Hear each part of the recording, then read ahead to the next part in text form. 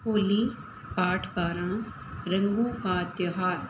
बच्चों, आज हम होली रंगों का जो त्यौहार है इसके बारे में पढ़ेंगे।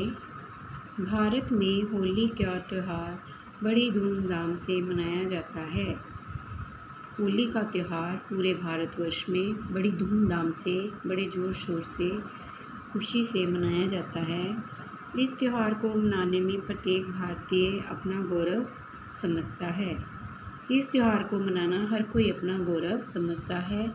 जहाँ एक और आनंद, हर्ष व उल्लास की चर्चा होती है तो दूसरी ओर प्रेम और स्नेह की नदी उमड़ पड़ती है।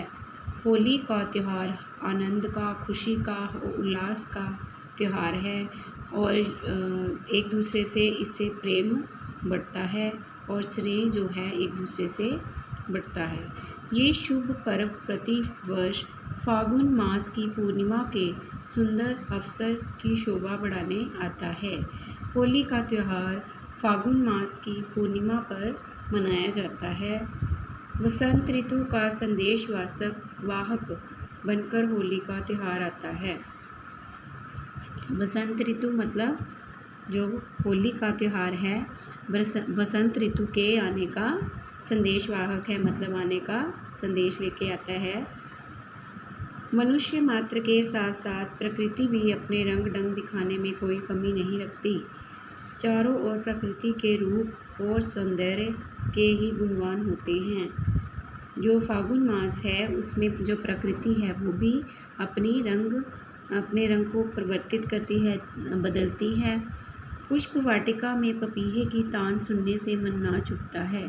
पुष्प वाटिका मतलब बाग बगीचों में जो पपीहे की आवाज़ है उससे मन नाच उठता है।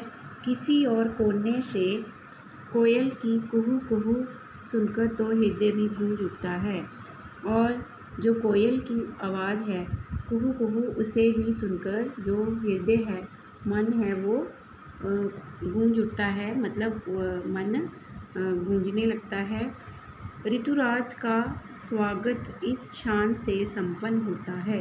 ऋतुराज मतलब वसंत का स्वागत इस शान से संपन्न होता है। होलिका उत्सव धार्मिक दृष्टि से भी उत्तम माना जाता है।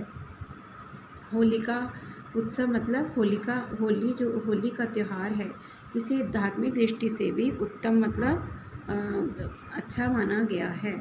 इस विशेष महत्व के कारण इसे होली का नाम दिया गया है। इस उत्सव का आधार हिरण्यकश्यप नामक दानव राजा, दानव मतलब राक्षस राज, और उसके ईश्वर भक्त पुत्र प्रहलाद की कथा है। जो होली का त्यौहार है ये एक कथा से जुड़ा हुआ है, जो कि एक राक्षसों के राजा हिरण्यकश्यप और उसका जो ईश्वर भक्त पुत्र प्रहलाद था उसकी कथा से मिला हुआ है। कथा कहते हैं कि ये राजा अत्यंत अत्याचारी था और अपने आप की जनता से पूजा करवाता था। जो हिरण्यकश्यप राजा था वो लोगों को अपने देश के लोगों पर बहुत अत्याचार करता था और जनता से अपनी पूजा करवाता था। किंतु उसी का पुत्र प्रहलाद ईश्वर का अनन्य भक्त था। अनन्य मतलब अभिन्न, घनिष्ठ, पक्का, जो कि सिर्फ ईश्वर को ही मानता हो, ऐसा भक्त था। हिरण्यकश्यप ने अपने पुत्र को मरवा डालने के बहुत ही यत्न किए। यत्न मतलब कोशिश की, बहुत बार उसको मरवाने की कोशिश की, किंतु ये कहावत प्रसिद्ध है कि जाकू राखे साइयाँ मार सके ना नहीं कोई, कि जिसको भगवान रखता है उसे कोई भी नहीं मार सकता। हमेशा ईश्वर किसी ना किसी रूप में अपने भक्त की रक्षा करने पहुंच जाता है। तो जो भगवान हैं वो अपने भक्त की रक्षा करने के लिए कहीं ना कहीं पहुंच जाते हैं।